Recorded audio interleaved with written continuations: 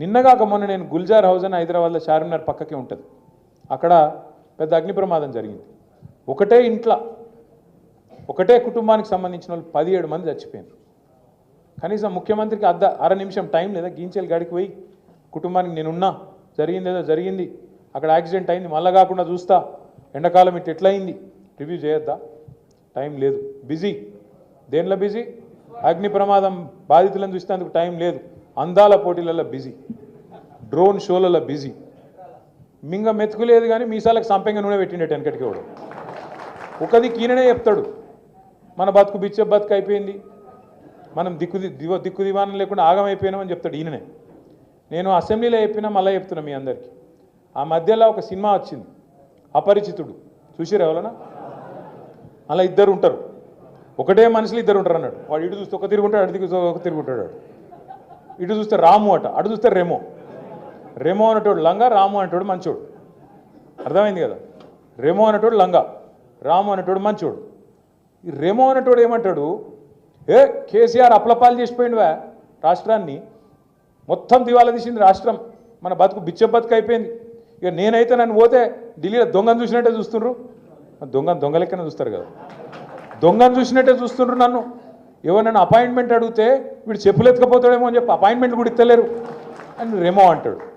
ఏది నాకు అప్పే ఉడతలేదు అని రెమో. రాము అంటే ఏమంటాడు, అదే మనిషి మళ్ళా వాడేమంటాడు అసెంబ్లీలో, నేను 1,58,000 కోట్లు అప్పు చేసిన అని.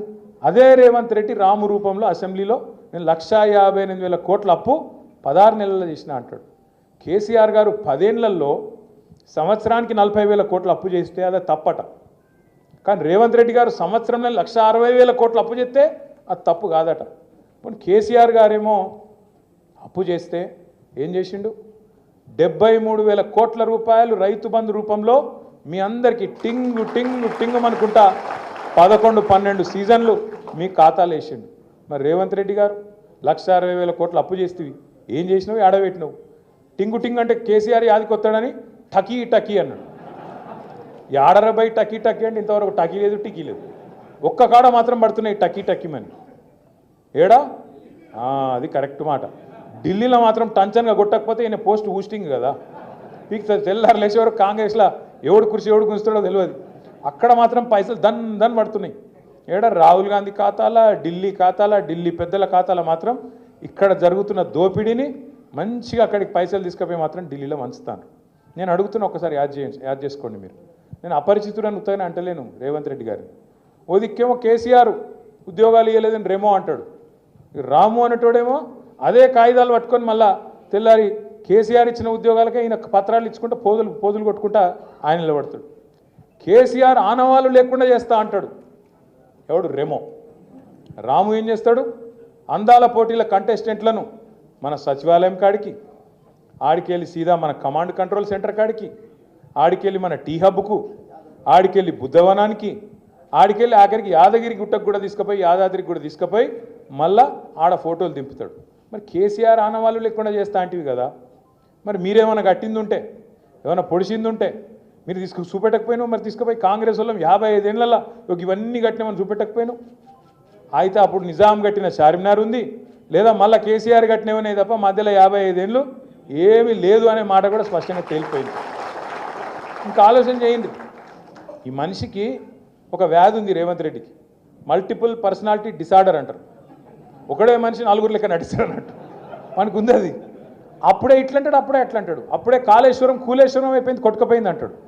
ఇంకో దిక్కేమో అదే కాళేశ్వరంలో కొండపోచమ్మ సాగర్కి వెళ్ళి హైదరాబాద్కి నీళ్లు తెస్తా అంటాడు. అయితే అదన్న కావాలి లేకపోతే ఇదన్న కావాలి, రెండిట్లయితే. కొండపోచమ్మ ఉన్నదే కాళేశ్వరంలో ఉన్నాయి, మల్లన్న సాగర్ ఉన్నదే కాళేశ్వరంలో ఉన్నాయి. అది కూలిపోతే మరి నీళ్ళు ఎక్కడికి వెళ్ళున్నాయి? మల్లన్న సాగర్లో, కొండపోచమ్మ సాగర్లో. అయినా నాకు తెలియక అడుగుతా, నాకు నిజంగానే తెలియక అడుగుతున్నా. ఇప్పుడు మీరు ఒక ఇల్లు కట్టిర్రు అనుకో, ఇల్లు కడితే 2 ఏళ్ళు మంచిగానే ఉన్నది, బందోబస్తు ఉన్నది, ఇల్లు ఇబ్బంది లేదు. 3వ సంవత్సరంలో వాడో వీడో లట్టుగాడో పొట్టుగాడో ఏదో దొంగ పని చేసిండు, మొత్తానికి పక్కింటోడు ఏదో బ్లాస్టింగ్ చేసిండు, ఏదో ఒకటి చేసిండు, మీ ఇంట్లో చిన్న పర్రె పడ్డది, నీళ్ళు వస్తున్నాయి. ఏం చేస్తారు మీరు? ఇల్లంతా గులగొడతారా? కాదు, బుద్ధున్నోడు ఏం చేస్తాడు, దాన్ని మంచిగా రిపేర్ చేసి ఏదో బందోబస్తుగా మొదలు 4 రోజులు అది ఊతాం, అది దాన్ని ఏమంటారు, పూసేది ఏమంటారు దాన్ని, లప్పం కొడతాం, లప్పం కొట్టి నీళ్ళు రాకుండా చేస్తాం, దబ్బన తాత్కాలిక మరమ్మత్తు. కాదు కూడదంటే దాన్ని శాశ్వతంగా ఏదన్నా రిపేర్ చేసుకొని దాన్ని బందోబస్తుగా చేస్తాం. బుద్ధినోడు ఎవడని అదే చేస్తాడా?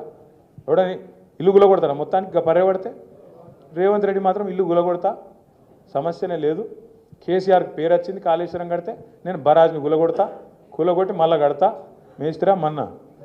మేస్త్రి అంటే మనోడు కూడా అంటుండు, గుబ్బ మేస్త్రి కదా అంటుండు. మేస్త్రి అంటే కట్టేటోడు, వీడు కూలగొట్టేటోడు. కూలగొడుతుంది కూడా సెపరేట్ మేస్త్రీలు ఉంటారు.